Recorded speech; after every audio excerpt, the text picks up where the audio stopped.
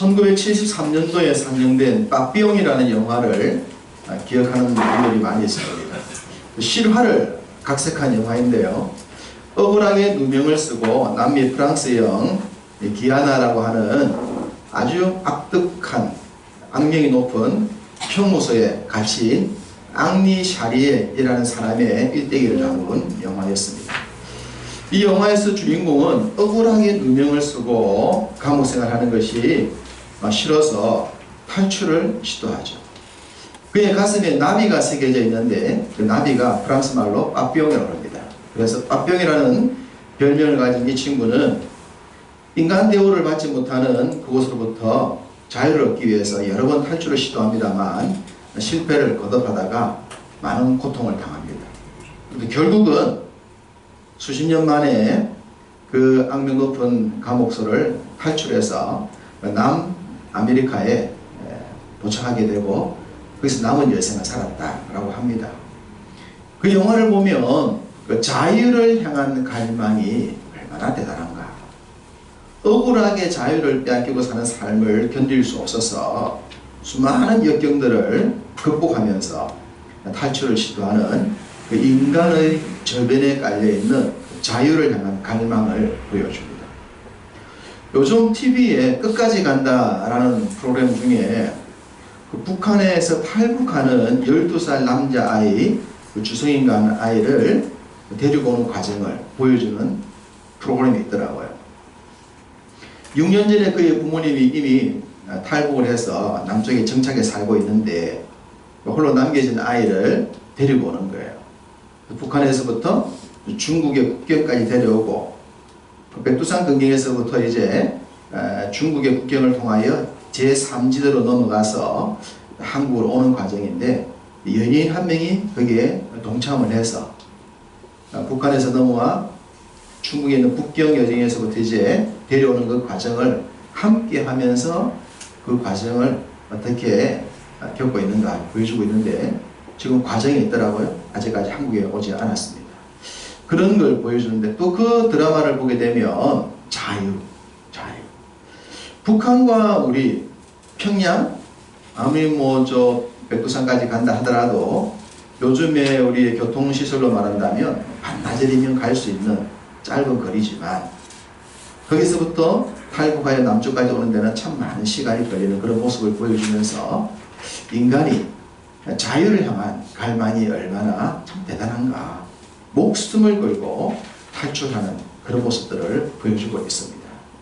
자유. 그건 인간이 누릴 최소한의 권리가 아니겠는가 생각합니다. 출애굽기라고 하는 성경 말씀은 그 자유를 향한 갈망의 내용을 다루고 있지만 단순하게 자유라고 하는 그 수준에 머물지는 않습니다.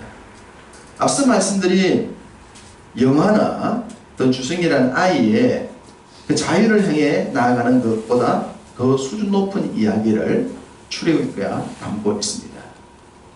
영화나 어떤 개인의 자유를 찾아 갈망하는 것은 개인적 자유입니다. 그러나 하나님이 우리에게 원하시는 것은 개인적 자유에 머물지 않습니다.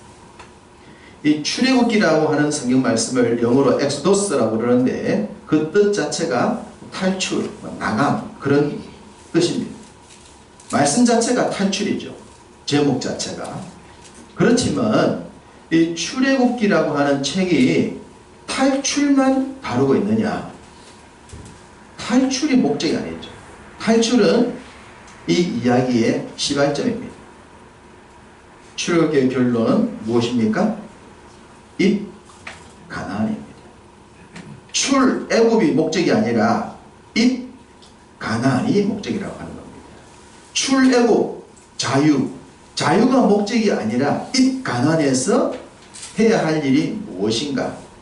그것이 목적인 것입니다.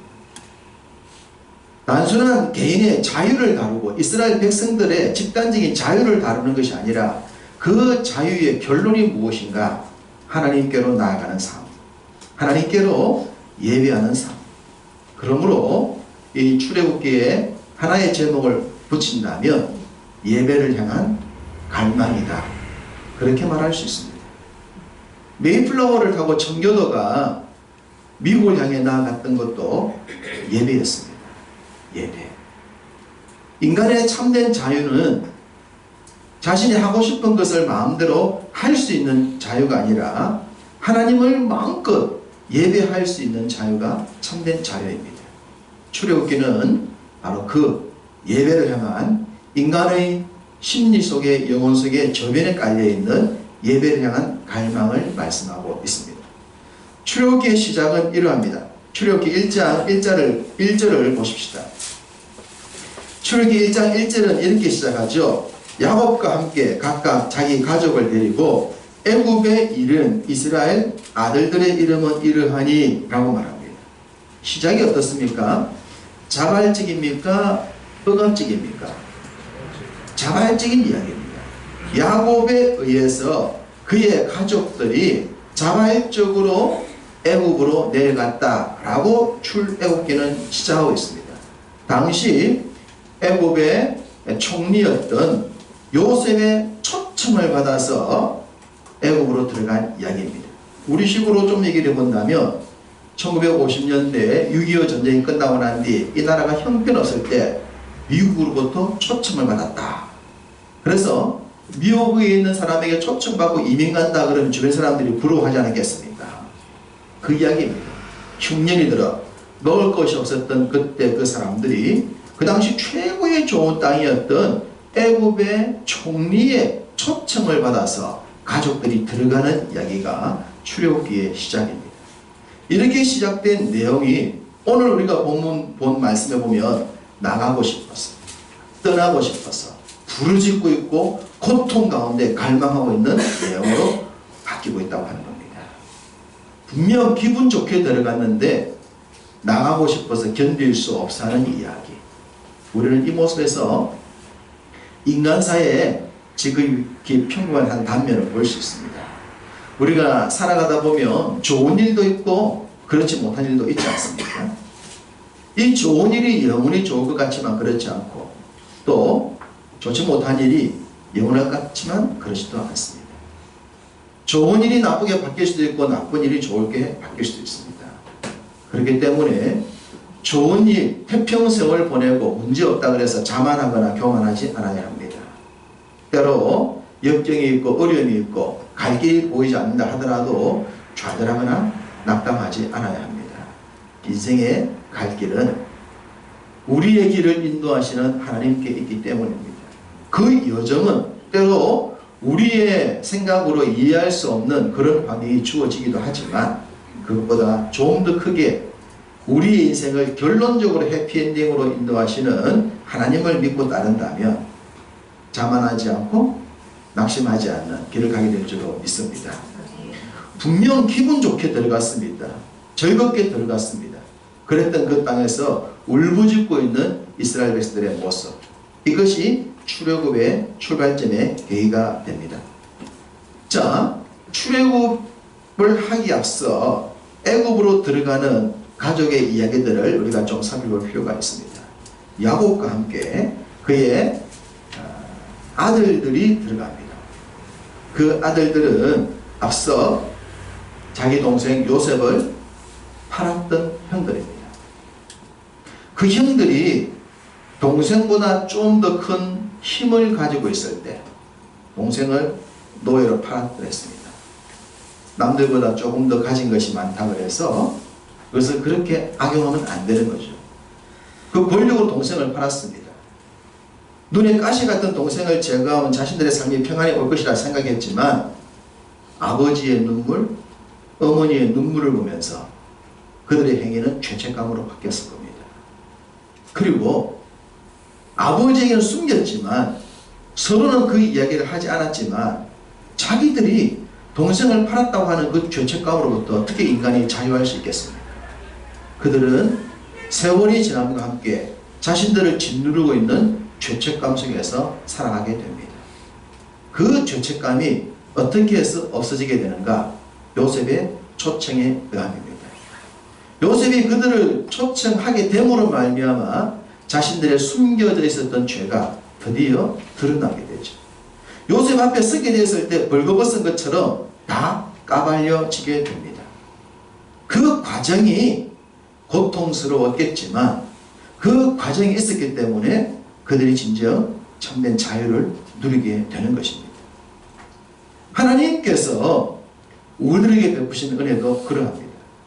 요셉의 형들이 가지고 있었던 무거운 이 죄책감은 자기 스스로가 푼 것이 아니었습니다. 요셉이 풀어주게 되죠. 요셉이 초청하고 요셉이 자신을 밝힘으로 말미암아 그들 속에 억눌렸던 문제가 드러나서 해결이 되는 것처럼 우리가 지고 가고 있는 이 땅의 영적인 짐들을 우리 스스로는 풀 수가 없습니다. 이것을 풀어주는 분이 능력 많으신 하나님이신 겁니다. 우리는 창세기에서 그분의 이름을 전능하신 하나님이다 라고 보았습니다. 그 전능하신 하나님이 우리의 눌리는 짐들을 풀어주는 겁니다. 요셉에 의하여 형들의 짐이 풀렸듯이 하나님은 내가 알지 못하는 내 속에 나를 짓누르고 있는 무거운 짐들을 하나님이 풀어주시는 겁니다. 그래서 우리를 불러주신 것이죠.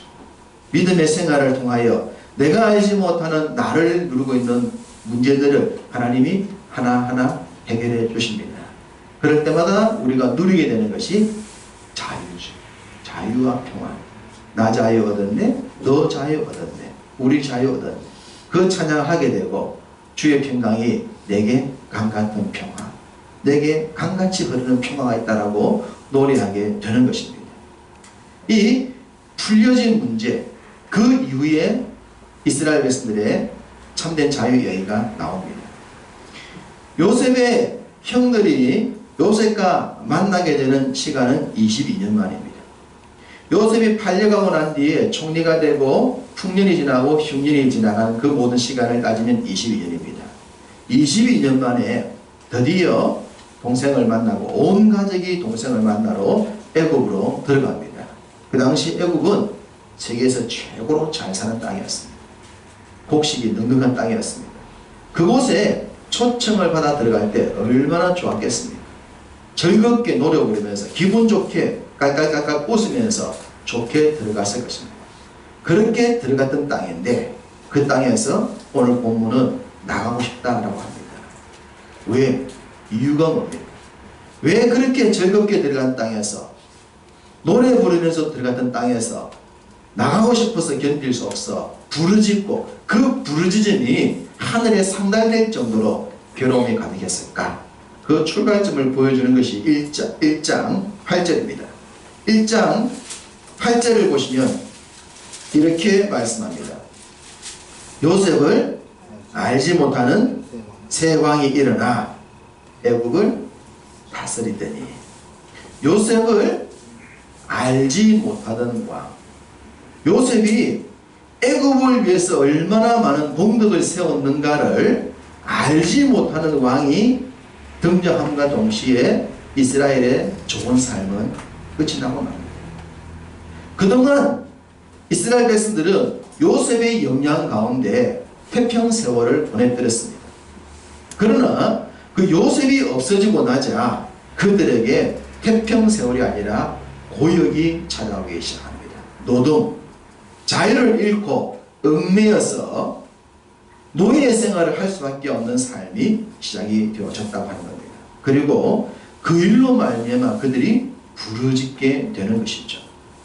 여기서 우리가 하나 알 수 있는 게 있습니다.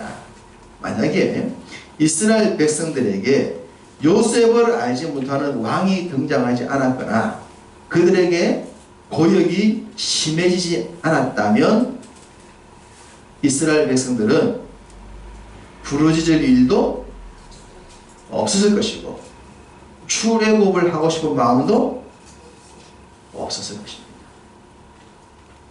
그렇다면 이스라엘은 계속 어디서 살았을까요? 애굽에서 살았을 것입니다.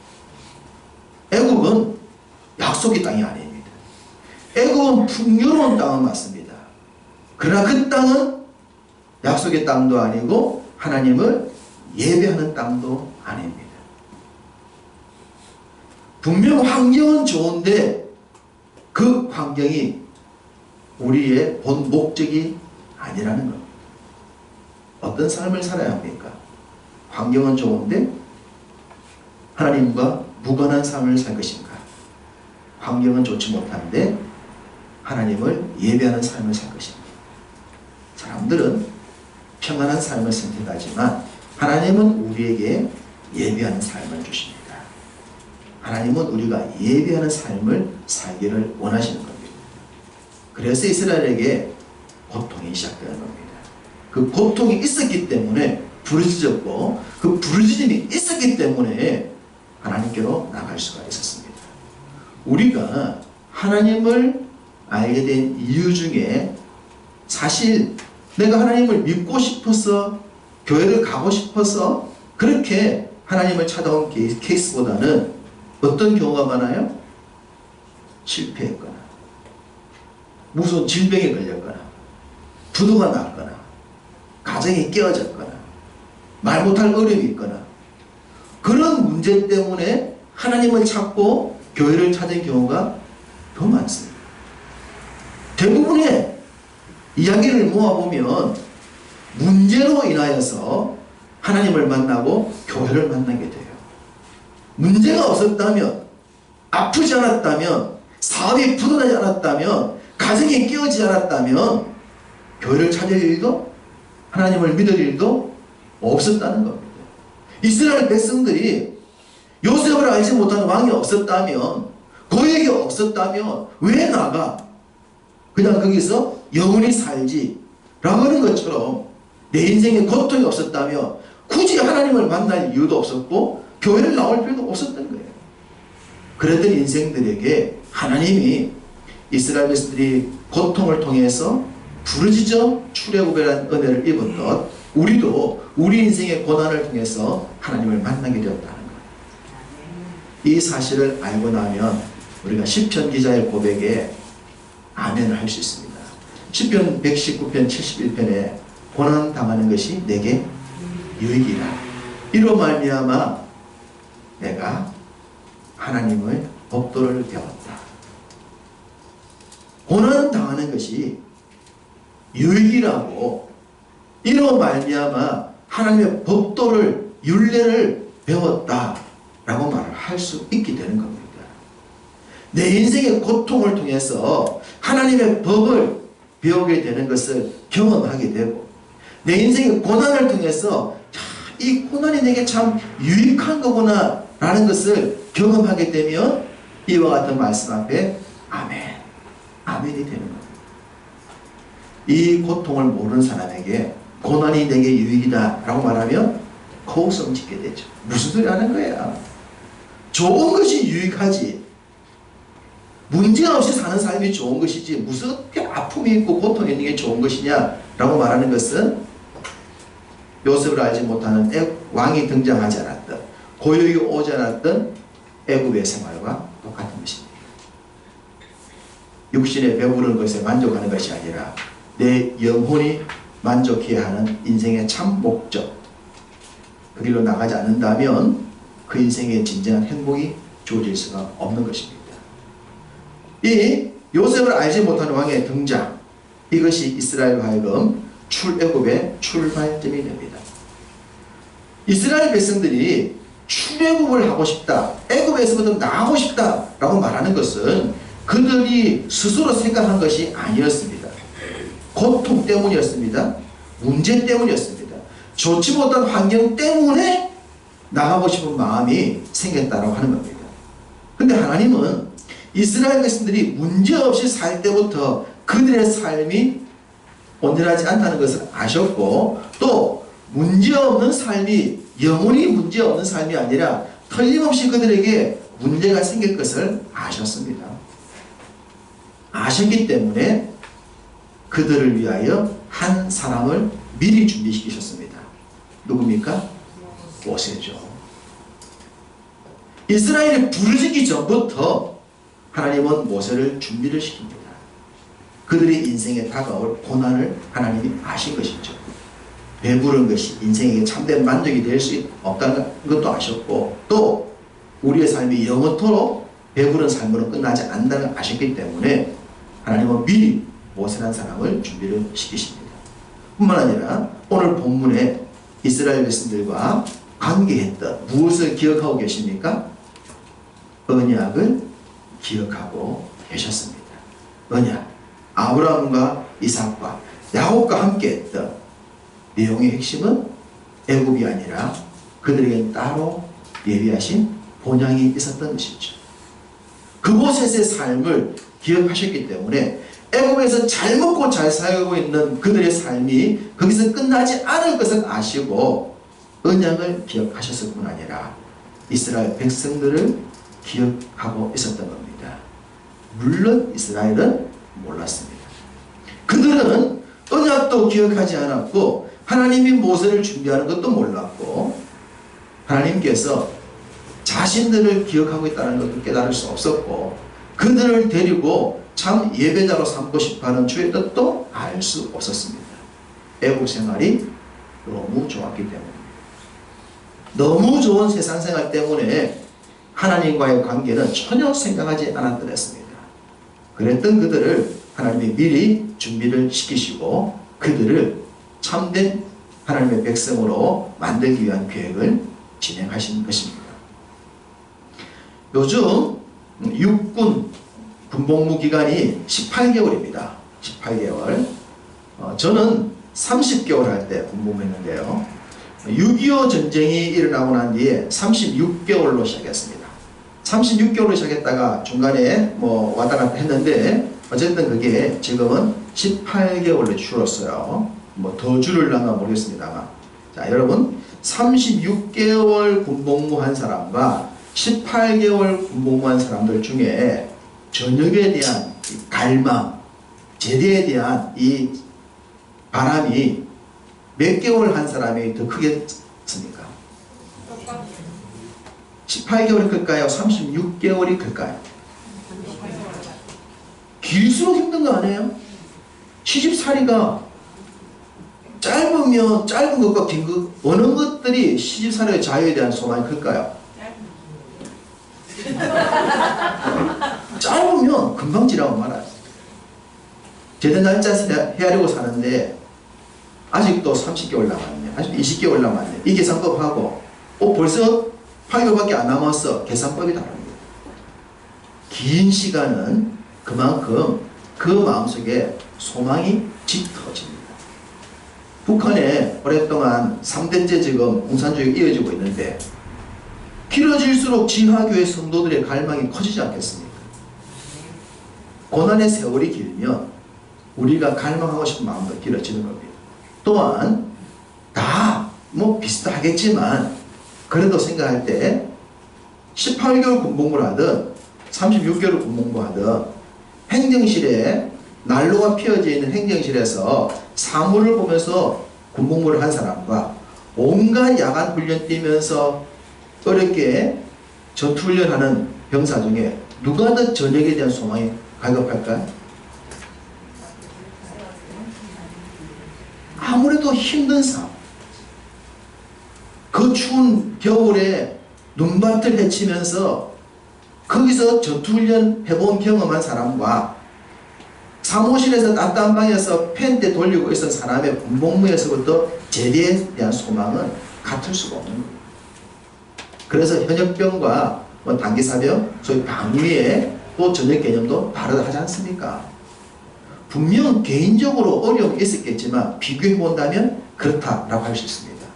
이게 하나님께서 이스라엘 백성들에게 자유를 주시는데 출애굽을 주셨는데 출애굽은 반드시 목적이 뭐라고요? 입가나안이라고 그랬습니다. 그렇다면 출애굽과 동시에 곧장 입가나안 주시면 되지 않습니까? 만약에 출애굽과 동시에 입가나안이 주어졌다면 이스라엘 백성들이 입가나안의 참 목적을 쉽게 알 수 있었을까? 자유의 참 가치를 바르게 깨달을 수 있었겠냐는 겁니다. 그러기에는 사람은 너무 이기적입니다. 시집살이 살 때는 몰랐는데 본인이 시집살이 시킬 때는 모르는 거예요. 본인이 그렇게 고통스러웠다면 밑에는 그래 안 시켜야 되지 않습니까? 요즘 외국에서 귀화한 우리 한국 선수 중에 뭐 외모 때문에 비하받는 뉴스가 나오지 않습니까? 우리 선배들이 어려울 때 외국에 나가서 동양인이라는 비하받으면서 얼마나 힘들게 돈 벌어왔습니까? 지금도 어디 나가서 차례를 받으면 기분 안 좋잖아요. 그런 민족인데, 그런 경험을 가지고 있는 이 민족인데 왜 우리한테 들어올 외국인 노동자를 그렇게 무시합니까? 좀 가지고 있다고? 힘이 있다고? 인간은 정말 이기적입니다. 자신이 고통당하고 어려움 당했을 때 너무 빨리 잊어버려요. 그리고 고통 주는 것은 생각을 하지 않아요. 이게 인간이에요. 이게 죄성이죠.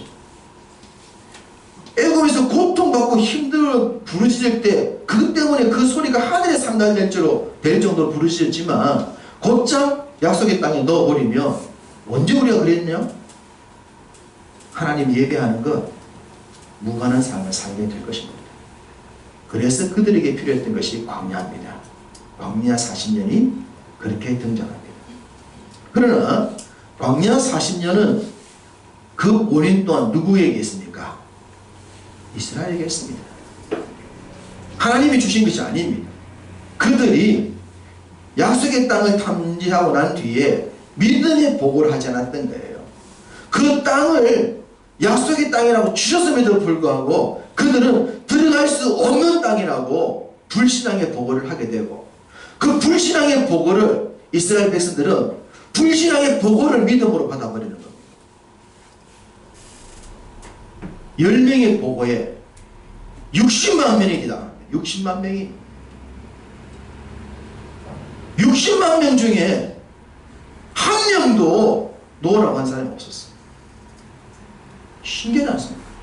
여호수아와 갈렙이라는 두 사람 빼놓고 10명의 정탐꾼의 보고 앞에 60만 명 전부가 그 땅 못 간다고 했단 말입니다. 왜? 애굽 때문입니다. 애굽에서 살았던 세월이 너무 좋았기 때문이에요. 너무 좋았기 때문에. 그들에게 고통만 없었다면, 요셉을 알지 못하는 왕만 나오지 않았다면 절대로 안 나왔을 땅. 그 땅이 너무 좋아서 그 땅에 영원히 살고 싶었는데 고통 때문에 할 수 없이 땅 나왔지만 자기들이 기대하는 것은 또 다른 애굽이었습니다. 그렇기 때문에 광야에서 조금만 힘들어도 못 가겠다 그런 거예요. 다시 애굽으로 가겠다 그랬던 거예요. 그들의 심리 속에 심각하게 들어있었던 것은 불신앙입니다. 불신앙. 그 불신앙을 가지고는 거룩한 삶을 살 수가 없는 거예요. 애굽에서는 거룩한 삶을 살 수 없는 겁니다. 그것은 예배할 수 있는 땅이 아닙니다. 그것은 환경적으로 너무 좋은 곳이었어요. 그들은 그런 상황에서 살고 싶었던 겁니다. 하나님 그것을 아시고 그 불신앙을 빼내기를 원하셨습니다. 그 불신앙을 빼내기 위해 불신앙을 가졌던 60만 명을 전부 죽이십니다. 전부 죽이십니다. 그들이 다 죽을 때까지 가나안 땅에 넣지 않습니다. 20세 이하 그 60만 숫자에 들어가지 않았던 사람들을 데리고 하나님 새롭게 약속의 땅에 이 가나안을 준비하시는 거죠. 십자가를 지는 삶, 거룩한 삶, 애굽에서 풍요로움과는 무관합니다. 거기서는 이룰 수 없는 것입니다. 십자가를 지고 거룩한 삶을 살고 희생적 삶을 사는 것은 약속의 땅이 아니라 합니다. 여기서 하나님의 뜻을 이룰 수가 있는 것입니다. 우리가 예수님을 만나기 전에는 예수님이 우리를 위해서 희생하셨다는 것 당연히 몰랐습니다. 그리고 우리가 교회를 위해 희생한다, 주님을 위해서 희생한다, 봉사한다, 헌신한다? 없었습니다. 전도를 받아 교회 올 때도 교회 가면 복 받는다, 교회 가면 뭐 좋다 이 얘기 듣고 왔지, 교회 가서 헌신과 희생, 수고를 위해서 전도 받아온 사람이 어디 있겠습니까? 여러분 전도하면서 교회 가서 수고해야 돼. 고생해야 돼. 11조 내야 돼. 매주일 교회 와야 돼. 그렇게 전도합니까? 그렇게 전도하는 사람 아무도 없어요. 그렇기 때문에 교회를 다니면서도 예수님을 인격적으로 만나기 전까지 희생, 봉사, 사역은 나와 무관한 거예요. 그런데 주님을 인격적으로 만나면서 달라지지 않습니까? 주님을 만나고 나니 주님이 나를 위해 죽으셨다는 사실을 알게 됩니다. 하나님이 나를 위해 죽으셨다. 그것이 믿어질 때 나도 주님처럼 살아야지. 어떻게 주님처럼 안 살 수 있어? 주님보다 더한 삶을 살아야지. 하나님이 나를 위해 그러셨는데 인간의 내가 어떻게 주님처럼 살 수 있어? 주님보다 못한 삶을 살아야지. 거기서 희생과 헌신과 수고, 봉사가 자발적으로 나오잖아요. 하나님을 인격적으로 만나는 경험, 그것이 있어야 하는 겁니다. 그래서 바울은 고린도전서 6장 19절 20절에서 이렇게 말하죠. 너희는 너희의 것이 아니라 값으로 산 것이 되었으니 그런즉 너희 몸으로 하나님께 영광을 누리라. 너희는 너희의 것이 아닙니다. 나는 내가 내 인생의 주인이라 생각했단 말이에요. 나는 지금까지 살아오면서 내가 가진 모든 것이 내 것이라 생각했단 말이에요.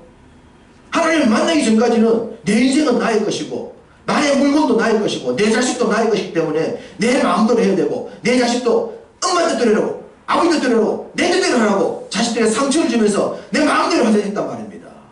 그러나 하나님을 만나고 보니 나도 내게 아니고 내 자식도 내게 아니고 재물도 내게 아니라는 걸 알게 되잖아요. 나도 주를 위해 살고 자식도 주를 위해 키워야 되고 재물도 주를 위해 쓴다 사실이 그때 믿어지고 난 뒤에 그것 위해 살지 않습니까?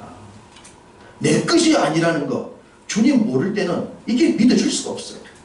그러나 주님을 만나고 나면 내 것이 아니라는 걸 알게 돼요. 그렇기 때문에 주님이 나를 값을 주고 당신이 피를 흘려서 우리를 살려주셨다는 사실을 알게 되면 우리 몸으로 주님이 영광을 위해 살게 되는 거죠. 기분 나쁘다고 믿음 생활 포기하거나 교회를 버릴 일이 우리 인생에는 없는 겁니다. 주님을 인격적으로 만나면 어떻게 주님을 버리고 살 수 있어요? 어떻게 교회 없이 살 수가 있어요? 욕을 내고 때려도 하나님을 떠날 수 없고 교회를 떠날 수 없는 겁니다. 이 주님을 만날 때 가능해지는 거죠.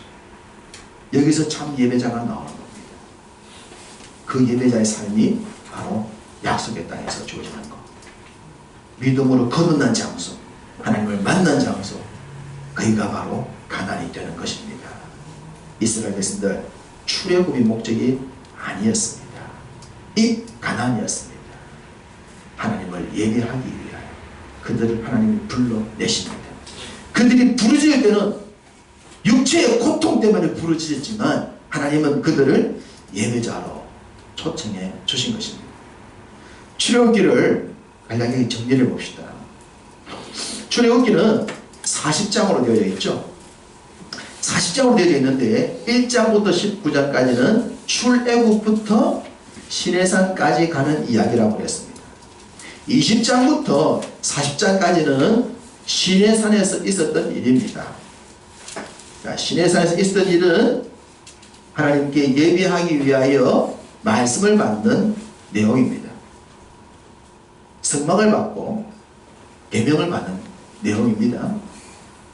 출애굽기 1장부터 19장은 출애굽의 예정을 보여주고 있지만 11장부터 또 13장을 보면 유월절에 대한 내용입니다.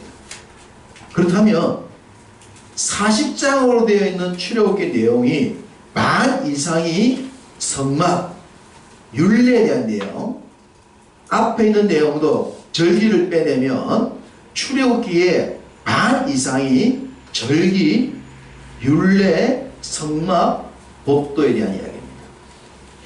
출애굽해가지고 자유를 찾아가는 얘기보다는 법도, 성막, 소위 교회, 그리고 율례, 성경, 예배 얘기라고 하는 겁니다. 그렇다면 출애굽기 내용 전체 다루고 있는 내용이 뭡니까? 예배. 하나님께 예배하기 위하여 성막 교회, 우리가 붙들고 율례 성경, 그 이야기를 출애굽기가 훨씬 많이 다루고 있습니다. 사람들이 읽기 싫어하는 출애굽기 대부분 내용은 예배자로서의 갖춰야 될 예배와 관련된 내용을 담고 있다고 하는 겁니다. 그것이 출애굽기의 결론으로도 나타납니다. 출애굽기 결론을 가보시겠습니다. 40장입니다.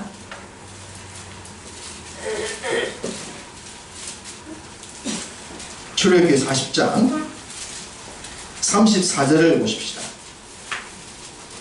34절 성막이 완성되고 난 뒤에 그 성막 회막에 구름이 회막에 덮이고 여호와의 영광이 성막에 충만했다.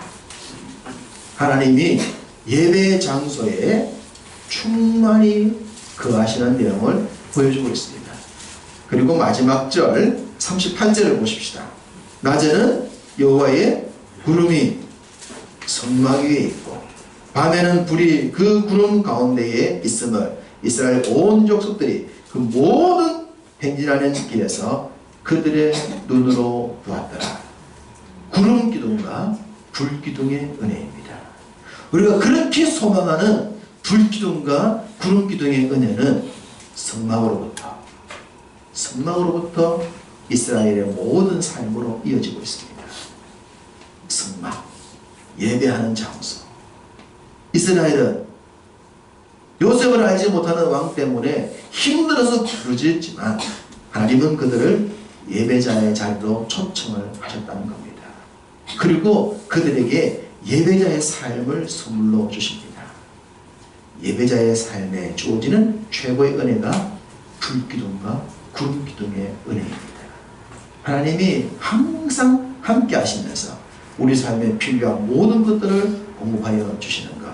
누구에게? 예배자에게. 하나님께 예배하는 자에게 모든 은혜가 주어진 줄로 믿습니다. 교회 예배뿐만 아니라 일주일 내내 삶의 현장이 예배 청소가 될 때, 예배자의 모습으로 세상 속에 성실히 살아갈 때 그 자리에 구름기둥과 불기둥의 은혜가 있을 줄로 믿습니다. 우리를 예배자로 부르신 하나님께 감사하면서 예배자의 삶을 성실히 살아감으로 말미암아 여러분의 범사에 하나님이 베푸시는 구름기둥과 불기둥의 은혜가 충만하시기를 주님으로 축복합니다.